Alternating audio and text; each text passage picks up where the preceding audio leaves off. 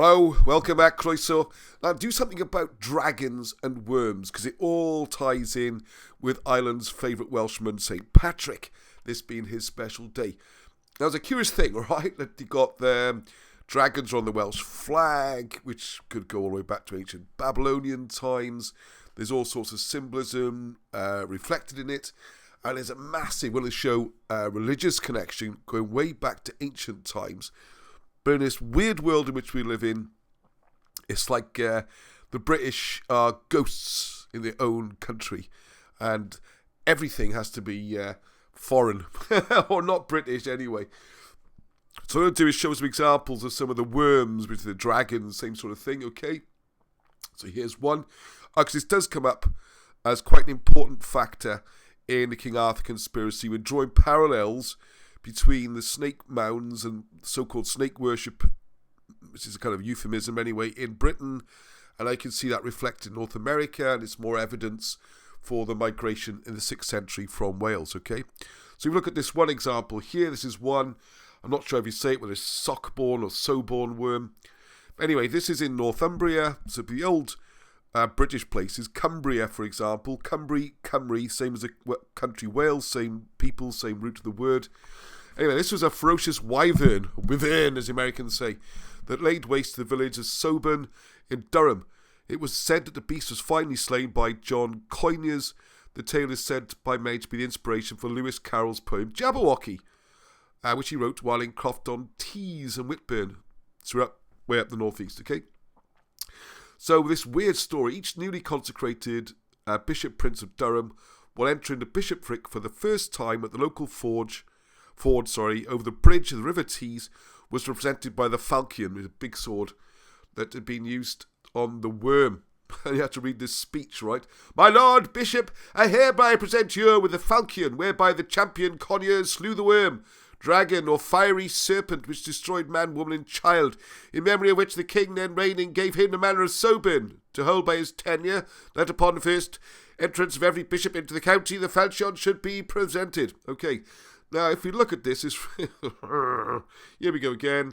It may be Vikings, because they got dragons. It could be Germanic, it could be all sorts, anything. It certainly can't be British, even though it's in Britain. Alright, so I've done here, just, oops, sorry, I could have got this queued up, would have been better, wouldn't it?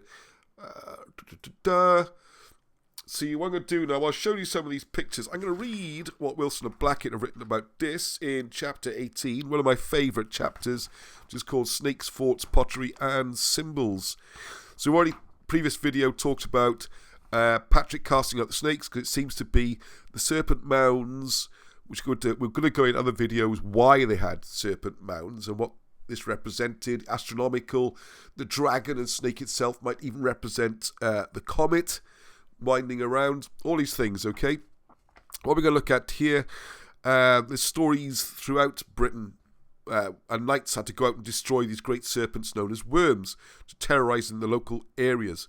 The most famous of these tales are the Lambton worm, which we're pointing on this screen, and the Laidley worm, but there are others. Old British traditions, ideas and practices did not die out easily or swiftly, and from one end of Britain to the other, all manner of strange local and village customs which relate to the older religion were preserved right up until the 20th century, and many still survive. Best known is Bonfire Night in November, which is another one we'll talk about. So the story, the one I just told you about.